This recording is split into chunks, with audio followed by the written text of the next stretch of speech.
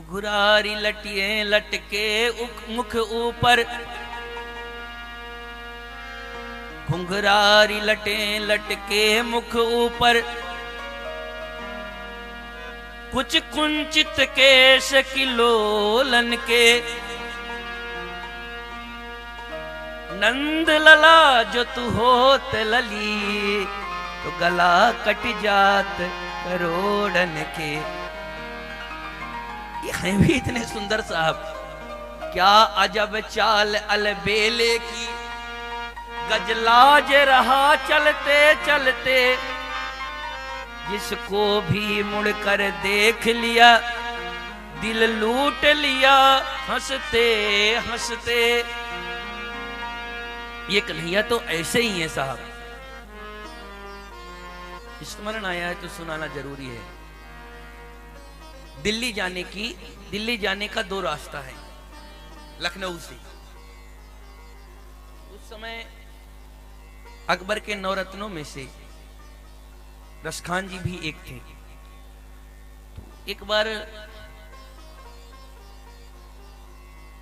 अकबर जा रहे थे, उन्होंने रसखान जी प्रधानमंत्री थे, बोले साथ में चलो मेरे, अलीगढ़ होकर के अलग कोई रास्ते से चलो, आप इधर से मथुरा होके मत जाओ।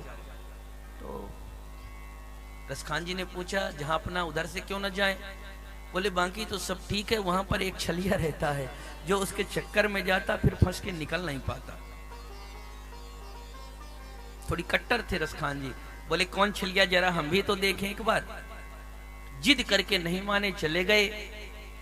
बंसी बट पहुंचे।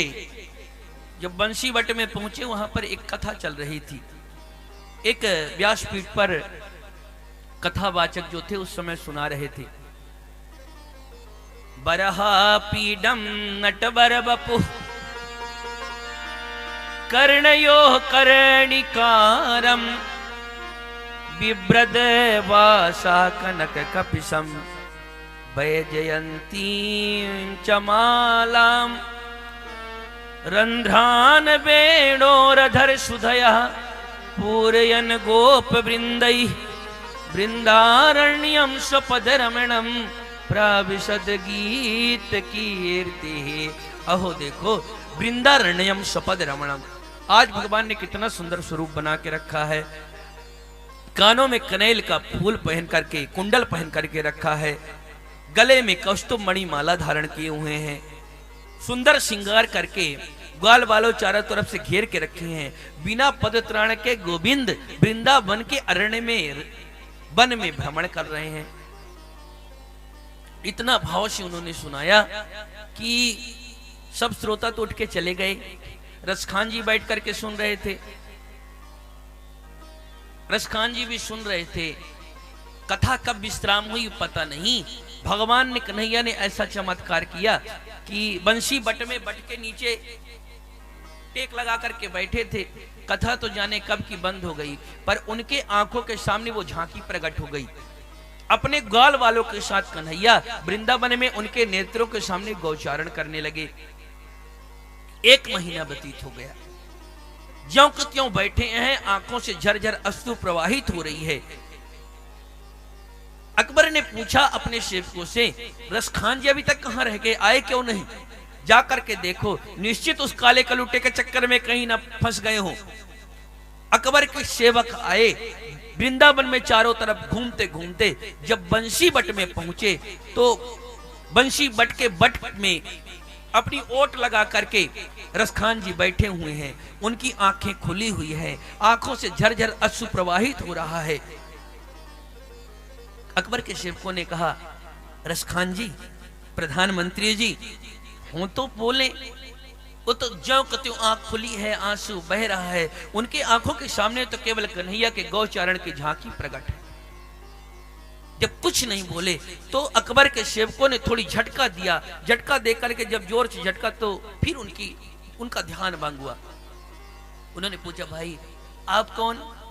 आपने मुझको नहीं पहचाना? मैं अकबर का सेवक। कौन अकबर? आप अकबर को भी नहीं जानते? तो फिर आप, अरे वही अकबर जिनके आप प्रधानमंत्री हैं। रसखान जी ने हाथ जोड़ करके कहा, भैया न तो हम किसी अकबर को जानते हैं, न किसी प्रधानमंत्री को जानते हैं, अब तो हम एक ही बात जानते हैं। किसको जानते हैं? बस एक ही मेरे जीवन में रह गया है, लखी जिन लाल की मुस्कान, लखी जिन लाल की मुस्कान, ताहि बिसरी वेद विधि जप जोग संयम ध्यान, नेम व्रत आचार पूजा पाठ गीता ज्ञान, रसिक भक्तन दृगदयी अस खैंच के मुख म्यान, लखी जिन लाल की मुस्कान। एक बार जिसने देखा वह फिर लाला का हो गया।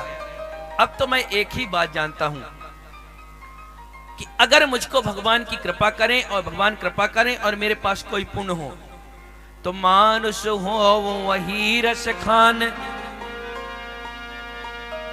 मानुष हो वही रस खान, बसो निज नंद के गांव के ग्वारन, जो पशु हो तो कहा बस मेरो, चराओ नित नंद के गाय मझारन, या लकुटी अरु कावरिया पर मैं राजित पुरहूं को तज डारऊं, आठों सिद्धि नवो निधि को सुते नंद के गाय चराय विसारों। मनुष्य बनने का सौभाग्य मिले तो नंद बाबा के गांव का ग्वाल बन जाए, पशु बनने का सौभाग्य मिले तो नंद बाबा के गौशाला की गाय बन जाए, और इतना न बन पाए तो वृंदावने किमपि गुल्म लता औषधि नाम, वृंदावन में कोई वृक्ष लता गुल्म बन करके रह जाए। ये अद्भुत है। गोपिका यही कहती हैं कि शरदो नाथ ते अशुल्क दासी का, वरद निघन तो नेह किम बधा। अपने प्रेम में फंसा करके मारना भी मारना है। गोपिकाओं ने कहा, स्वामी आप सोचते होंगे कि हम आपके प्रभाव को नहीं जानते, आपके बिना प्रभाव को जाने आपको प्रेम करती हैं। तो स्वामी मैं आपको अच्छी तरह से जानती हूं कि आप कौन हैं। आप कोई नंदनंदन नहीं है, यशोदा नंदन नहीं है, और आपका परिचय तो हमको पहले ही जान लेना चाहिए था। आपका नाम है नंद नंदन। नंद नंदन मतलब समझ गए ना? नंदन, नंदन लिखिए, नंदन। नंदन में पहला कौन सा शब्द है? पहले ना है। अंतिम में कौन सा शब्द है? उसमें भी ना है। बीच में थोड़ी द दिखाई पड़ा था। आदो नकार पहले ना, पर तो नकार बाद में ना, मध्य दकार हतौ नकार पहले भी ना है बाद में भी ना है, बीच में थोड़ा द दिखाई पड़ा था, उसके ऊपर एक न चढ़ गया।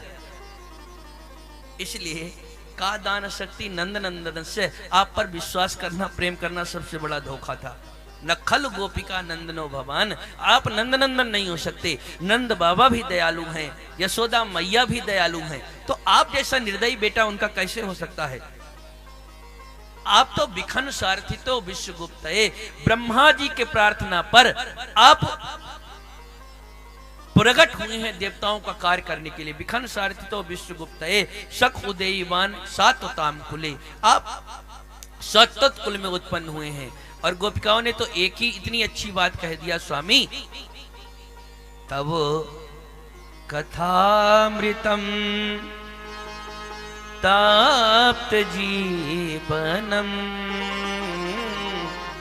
कभी भीड़ितम कल्मषापहम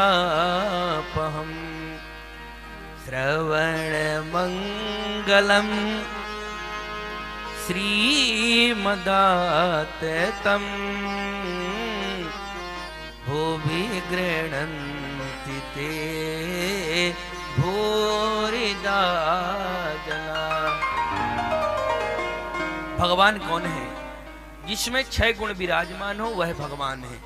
ऐश्वर्य से समग्रस्य धर्मस्य यशास्त्रीय ज्ञान वैराग्योश्चैव शरणाम भगतिंगड़ा। षडेश्वर संपन्न भगवान है। तो भगवान की कथाओं में भी 6 गुण है। हे प्रभु तव कथामृतम, आपकी कथा अमृत है। तप्त जीवनम, जो दैहिक दैविक भौतिक त्रैताप से तपे हुए हैं उनको शीतलता प्रदान करने वाली है। कान से सुनने पर श्रवण मंगलम, कानों को बहुत प्रिय लगने वाली है। श्रीमदाततम, जो कथावाचक लोग हैं वह भी बड़े बड़े महाराज जी बन जाते हैं। इतना धन का, लक्ष्मी जी कृपा, भगवान का चरित्र सुनाते हैं कन्हैया का, तो माला माल कन्हैया कर ही देते। श्रीमदाततम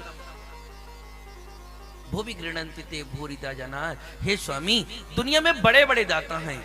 कोई गौ दान करता है, कोई स्वर्ण दान करता है, कोई भूमि दान करता है, पर दुनिया का सबसे बड़ा अगर कोई दानी है तो जो दुनिया को आपकी पावन कथा का दान करता है, उससे बढ़कर के त्रैलोक्य में कोई दानी नहीं है। वो भी गृह्णन्ति ते भूरिदा जना, वह दुनिया का सबसे बड़ा दानी है।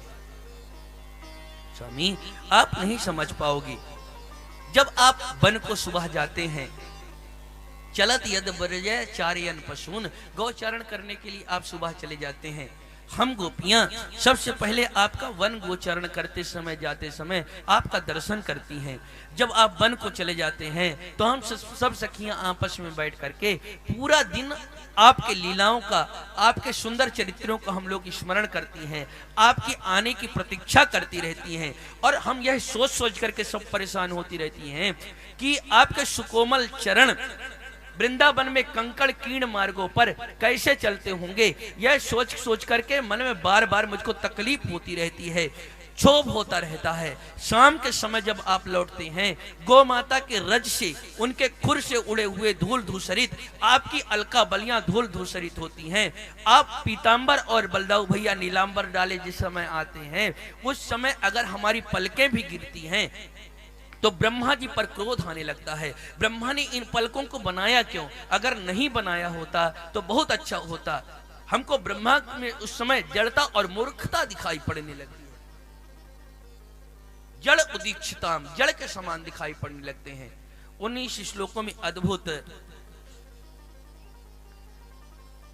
अद्भुत वर्णन किया। सब कुछ छोड़ करके आपके लिए आए हैं, आप कृपा कर आओ। जब सब गोपिकाओं ने गाया, फिर भी जब कन्हैया नहीं आए, तब एक एक रास्ता बचता है। सब मिलकर के रोना शुरू कर दिया। ये रोना भी तो है साहब, ये आंसू नहीं होते, ये आंसू नहीं है। कोई रोता दिखाई पड़ता, ये आंसू नहीं, उसके हृदय के अंदर का दुख है।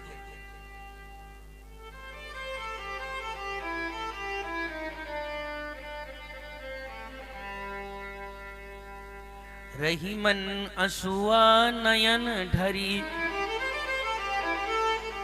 जिय दुख प्रगट करे, जाहि निकारो गेहते तो कस न भेद कही दे। ये आंसू, जब हृदय का जो दुख है ना, वो आंसू रूप में आता है। जो भगवान के सच्चे प्रेमी है ना, वह भी अपने भगवान के लिए रोते हैं। जिसे एक बार जीवन में प्रभु का प्यार मिलता है, उसे बस आंसुओं के हार का उपहार मिलता है। न पूछो उस बेकली के बेबसी का हाल, मत पूछो। न कोई वैद मिलता है, न कोई उपचार मिलता है। दूर रह करके भी न जाने क्या क्या बात होती है। जब इस हृदय से उस हृदय का तार मिलता है, यहाँ छल छलाता कोई अश्रु बिंदु दिखलाई देता है, उसी मानस में हमको सावरा सरकार मिलता है।